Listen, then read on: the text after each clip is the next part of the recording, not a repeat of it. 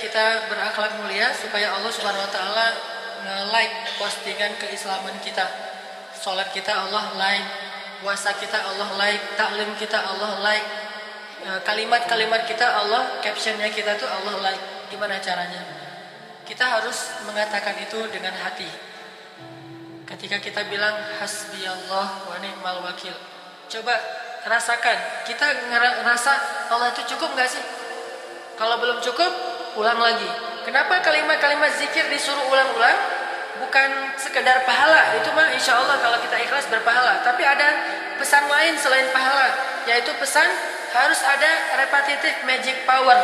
Harus ada pengulangan supaya lebih kerasa di dalam hati kita. Hasbiyallah, belum berasa. Hasbiyallah, belum berasa. Hasbiyallah, kayak gitu terus sampai kayak kita mengukir hati kita dengan kalimat itu. Pertama kita ukir kan nggak terlalu jelas tuh tulisannya. Ukir lagi sampai benar-benar mantap di hati kita. Hasbiyallah artinya cukup Allah, yang lain saya nggak butuh Allah doang gitu. Kalau saya dekat kepada yang lain bukan karena saya butuh sesuatu dari dia, karena saya pengen berbuat baik kepada dia. Kita dekat sama manusia karena kita pengen memberi kebaikan untuk manusia, bukan karena ada maunya. Kalau ada maunya mah dengan Allah aja. Hasbiyallah, cukup Allah untuk saya. Kalau udah terukir di dalam hati, maka kalimat caption hasbiyallah wa ni'mal wakil nanti Allah langsung nge-like. Langsung Allah mention Jibril dan malaikat-malaikat, sehingga semuanya akan menambah followers kita dan mendoakan kita. Dengan hati ngomongnya. Baca Al-Quran juga dengan hati. Kita berzikir dengan hati. Kita sholat, yang kita baca di dalam sholat itu coba dirasakan dengan hati. Pakai hati deh. Kalau kita komunikasi sama Allah itu harus dari hati. Walaupun bibir kita nggak baik dalam berucap, kalau hati kita baik, Allah tuh akan tahu bahwa kita ini orangnya baik banget. Kalau dengan manusia aja kadang harus pakai hati ya. Kalau nggak tetap aja ada getar yang nggak berasa sama dia.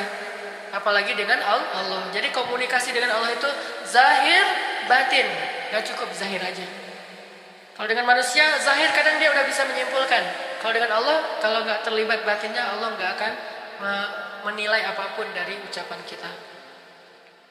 Kita bilang Shadaqallahul Azim, maha benar Allah yang maha agung misalnya. Benar nggak kita yakin bahwa ayat yang kita baca itu benar? Shadaqallah, atau kita Shadaqallahul Azim cuma di lisan, di hati kita masa gini ya ayatnya, kok gini sih ayatnya, masih ragu-ragu, raib, masih merasa bahwa itu ayat nggak benar banget gitu, atau masih perlu dipelajari lagi benar atau tidaknya. Maka Shadaqallahul Azim kita itu cuman pencitraan di lisan. Kan sekarang orang kalau di Indonesia memaknai Shadaqallahul Azim itu bagian dari bacaan sholat ya, bagian dari bacaan Al-Quran ya.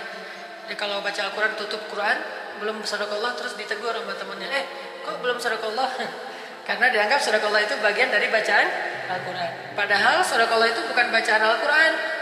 Bacaan Al-Quran, Al-Quran. Kalau Shadaqallah itu kalimat tasdik, membenarkan apa yang kita ucapkan, membenarkan bacaan-bacaan yang kita baru baca dari ayat-ayat Allah. Tasdik, membenarkan, benar saya yakin sekarang dengan semua ayat-ayat Allah. Itu baru namanya Shadaqallahul Azim. Jadi bisa aja kita baca ayat gini, ulaika ala hudam mir rabbihim wa ulaika humul muflihun. Shadaqallahul Azim. Itu udah cukup daripada orang yang Shadaqallahul Azim tapi dengan ayatnya dia ragu-ragu. Maka berarti Shadaqallah tadi adalah pencitraan. Makanya coba katakan Shadaqallah itu dengan hati. Shadaqallahul Azim, bener banget nih ayat nih. Kalau kita baca satu ayat, wah ini bener banget, Shadaqallahul Azim banget nih, Shadaqallahul Azim banget. Baca ayat Alif Lam Mim, wah nih Shadaqallahul Azim banget. Apanya yang Shadaqallahul Azim? Ya Alif Lam Mim. Kamu ngerti? Enggak sih, karena nggak ada yang ngerti juga kan. Cuma Rasulullah yang ngerti dengan seizin Allah. Kita mah nggak ngerti. Itu ayat mutasyabihat. Tapi benar nih, ini ayat Allah. Gitu aja. Allah bilang, ya ayyuhalladzina amanu. Ada apa ya Allah? Ada apa? Kita perhatian gitu. Begitu Allah sebutkan perintahnya, ijtanibu katsiran minadh-dhann Jangan suka prasangka. Wah, benar banget. Saya nggak boleh prasangka. Kalau prasangka nggak nyaman dengan hubungan dengan siapa aja. Tetap aja curiga. Yang ini salah, yang itu salah. Curiga aja. Astagfirullahaladzim banget nih. Saya nggak mau prasangka. Udah aja. Lempeng. Nggak ada prasangka buruk kepada orang lain. Begitu ada orang teman kita yang datang ke kita, kita berprasangka baik kepada dia. Oh, dia ternyata masih ingat sama saya misalnya. Terus dia sapa kita, ngobrol sama kita, alhamdulillah ternyata dia orangnya baik banget. Begitu dia uzur atau dia izin, kita berprasangka baik, oh mungkin dia ada urusan yang darurat gak bisa datang. Bukan, wah dia mah orangnya suka ingkar janji wae. Nah ini berarti zon, berprasangka buruk. Benar nih ayat. Gitu aja terus. Jangan pas kita baca ijtanibu katsiran minadh-dhon. Janganlah kalian banyak berprasangka. Gak gitu juga sih. Kadang-kadang prasangka dibutuhkan juga. Nah, berarti kita gak sadaqallahul azim. Allah bilang, ya ayyuhalladzina amanu la ta'kulur riba. Jangan kalian makan riba. Gimana ya? Nah, ini gak sadaqallahul azim. Kalau sadaqallahul azim, wah benar nih ayat. Terus gimana caranya? Aduh, saya harus harus cari pekerjaan yang tidak ada ribanya. Kalau saya misalnya punya bisnis, saya nggak boleh menghutangkan kepada teman saya terus dengan akad saya harus dibayar sekian nambah gitu, nggak boleh. Tapi kalau dia mau nambah sih itu mah kesadaran dia aja. Misalnya, kita nggak usah akad ya, kamu mau minjam berapa? 1 juta. Ya udah, saya mah orangnya nggak mau riba. Tapi kamu tahu kan, sekarang kan uang inflasinya tinggi itu ya. Jadi dia nggak ada akad tapi dia menganjurkan, sama aja sih sebetulnya. Atau sama kayak ada hadis Nabi, kalau orang berhutang kepada kita, kemudian dia memberikan jaminan, kayak misalnya kendaraan kepada kita, kendaraan itu nggak boleh kita pakai. Kalau kita pakai kendaraan itu tanpa izin dia, berarti ini ribanya nih. Ribanya adalah memakai kendaraan, dan kecuali dia mengizinkan, kendaraannya daripada diparkirin doang di depan rumah dan nggak dinyala-nyalain, akhirnya nanti dia rusak, mending saya pakai boleh nggak? Tapi saya sewa niatnya, atau nanti dikurangin dari hutang. Kalau dia bilang nggak apa-apa pakai aja, nggak usah hitung-hitung mah hutang mah lain lagi. Nah ya udah nggak apa-apa kalau gitu, ta'awun, saling tolong menolong. Cuman kalau kita nanggap, wah ini kan masih jaminan, terserah saya dong mau dipakai. Pemakaian itu adalah riba. Sehingga Allah tidak memberkahi nanti hubungan kita atau transaksi kita. Ini kita samina wa ata'na, itu artinya sadaqallahul azim. Baru Allah mengatakan ulaika humul mu'minuna haqqan, benar nih hambaku yang beriman. Kalau nggak kayak gitu, Allah mengatakan wa ma hum bimu'minin, mereka bukan orang yang beriman. Itu teman-teman, satu, cobalah selaraskan antara postingan Islam kita, syiar-syiar, penampilan dengan karakter atau akhlak kita. Satu. Kedua, cobalah caption itu dengan hati. Kalau kita bilang subhanallah, itu benar-benar subhanallah di hati kita. Kalau kita bilang sadaqallah, itu benar-benar sadaqallah di hati kita. Kalau kita bilang masya Allah, itu masya Allah di dalam hati kita. Jangan sampai ngelihat cewek cantik masya Allah, itu pasti bukan dengan hati, dengan hawa nafsu ya. Berarti nggak selaras di hatinya. Tapi kan cantik, masa nggak boleh bilang masya Allah? Enggak. Kalau cantik dan bukan muhrim kita bilang auzubillah gitu. Ini bener loh. Nanti coba teman-teman baca surat Maryam ya. Gimana Maryam lagi ibadah di mihrabnya, tiba-tiba datang cowok ganteng banget. Fa arsalna ilaiha ruhana fatamassala laha basharan sawiyya. Kami utus kepada Maryam roh kami, yaitu Jibril. Lalu Jibril itu menjelma sebagai basharan sawiyya, laki-laki paling keren. Ini terjemah kekinian. Jibril menjelma sebagai laki-laki paling keren, tinggi, putih, rambutnya sepundak, terus ikal gitu. Campuran antara Arabian sama Spanyol. Wah, ini keren banget. Atau kayak pemain bola Italia. Kalau yang saya dulu masih SMA tuh ada Del Piero misalnya. Itu kan yang keren-kerennya, atau David Beckham. Wah, cowok keren banget dengan penampilan yang badannya gagah dan benar-benar six pack. Kalau buka baju sih, ini nggak buka baju kan pakai jubah gitu ya. Tapi kan kelihatan rata gitu dan nggak nahan nafas juga. Ada yang ratanya nahan nafas. Pengalaman. Kalau lagi jalan di mall, Kata istri saya, kenapa itu? Nah, nafas biar nyerata gitu. Tapi kalau udah kekenyangan banget ditahan nafas juga masih kelihatan. Padahal udah nahan nafas. Nah ini cowok keren banget. Basyaran sawiyya, laki-laki yang sempurna, laki-laki yang keren banget. Datang ke mihrab Maryam, bayangin, datang ke sebuah ruang yang cuma ada Maryam di situ sendiri. Apa kata Maryam? Aku berlindung kepada Allah darimu. A'udzubillah. Jadi begitu buka Instagram, terus kadang-kadang ada yang nge-mention atau ada yang nge-like, pas kita periksa yang like siapa aja cewek kayaknya cantik tuh. Auzubillah minasyaitonir rajim. Langsung balik lagi. Bukan berlindung dari dia ya, berlindung dari setan. Karena dia bukan setan. Jadi enggak usah kita auzubillah min hadzal mar'ah. Aku berlindung pada Allah dari perempuan ini. Enggak. Dari setan yang kadang-kadang datang yuwaswis fi sudurin nas, dengan pencetusnya adalah gambar, foto segala macam.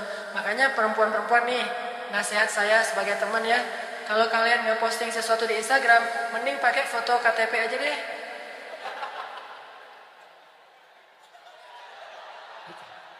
Foto KTP, foto paspor. Kalau foto paspor ada kacamata, suruh lepas dulu kacamatanya. Lepas kacamata, teh. Oh iya. Teh, agak melotot dikit, matanya kurang kelihatan. Nah, udah gitu posting tuh di Instagram, insya Allah selamat. Ya, nggak ada yang nge-like. Kecuali orangnya soleh banget. Ukti, masya Allah, ini foto paspor diposting pasti soleh banget kan? Ternyata fitnah juga. Susah menghindari fitnah, dasar jomblo ya. Udah digituin aja masih fitnah. Saking cantiknya cewek. Jadi udah makin melotot tuh makin bidadari. Tahu apa arti bidadari? Di dalam Al-Quran disebut hurul ain. Hurul ain itu artinya yang matanya besar, tapi bulu matanya lentik, dan matanya itu mukahhal kayak orang bercelak. Itu hurul ain. Kalau yang matanya kecil, gak usah bersedih. Nanti di surga matanya jadi besar tiba-tiba. Allah kasih operasi otomatis. Allah pas bercermin di surga gitu ya. Allah, ini kenapa ya matanya saya kok jadi keren gini, gede gitu? Itu hurul. Semua cewek kalau udah masuk surga matanya besar. Di surga tuh nggak ada cewek sipit. Nggak ada, matanya kecil, terus bibir pipinya cabi gitu. Nggak ada tuh di surga. Semuanya mata besar, pipinya agak-agak kayak tirus gitu, tapi cantik. Apalagi kalau misalnya yang cowoknya, yang misalnya rambut saya nggak tumbuh-tumbuh di depan nih, Ustaz gimana nih? Nggak ada di surga. Di surga insya Allah semuanya rambutnya lebat. Dan hadisnya jelas ketika mereka berwudu, rambut mereka tidak lagi kusut, menunjukkan rambutnya saking lebat. Gak ada yang rambutnya segini tuh, gak ada di surga. Aduh Ustaz nih saya udah pakai uak doyok banyak, gak tumbuh-tumbuh gitu. Gak ada. Ya, jadi kalau cewek-cewek mau selamat ya, gak sampai muncul fitnah. Apalagi kalau fitnahnya orang kadang-kadang suka gelap mata kan, saking ngeklik atau baper banget dengan cewek yang di Instagram, akhirnya itu foto di capture, udah gitu di print sama dia, dibawa ke paranormal, kan bahaya tuh. Mbah, saya lagi suka sama cewek katanya. Oh ya, maharnya dulu taruh situ. Berapa Mbah? 1 juta aja, nggak usah banyak-banyak, taruh 1 juta. Mana foto ceweknya? Wah ini anak saya, kata si Mbah. anaknya si Mbah ternyata. Wah kamu mau melet anak saya gitu? Kan wajah di dunia ini banyak yang mirip Mbah. Namanya siapa? Namanya si Ani. Wah anak saya tuh sekolah di SMP itu. Ternyata anak si Mbah. Akhirnya kita yang diguna-guna. Pulang-pulang udah nggak normal gitu ya. Kenapa tuh orang? Nah ini artinya fitnah kan.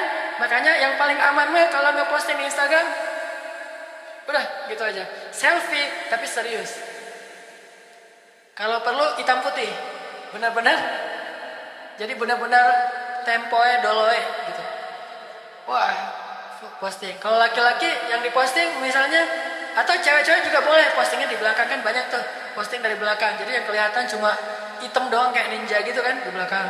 Yang penting kata-katanya boleh lah. Tapi kalau mau posting depan pun sewajarnya, jangan sampai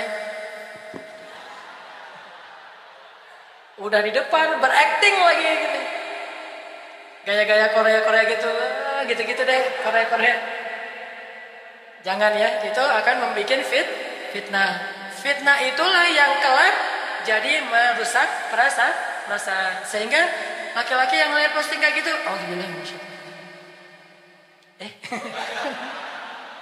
Udah, auzubillah udah aja, jangan auzubillahnya pencitraan. Tadi tuh ada teman gitu ya. Dia ini ada cewek cantik loh. Mana? Tanya lagi, mana? Tanya mana? Itu pencitraan. Orang kalau benar-benar dari hatinya atau orangnya jujur nggak gitu-gitu amat. Oh iya biasa aja. Walaupun besoknya ntar dia hafal namanya, ntar di poin sendiri.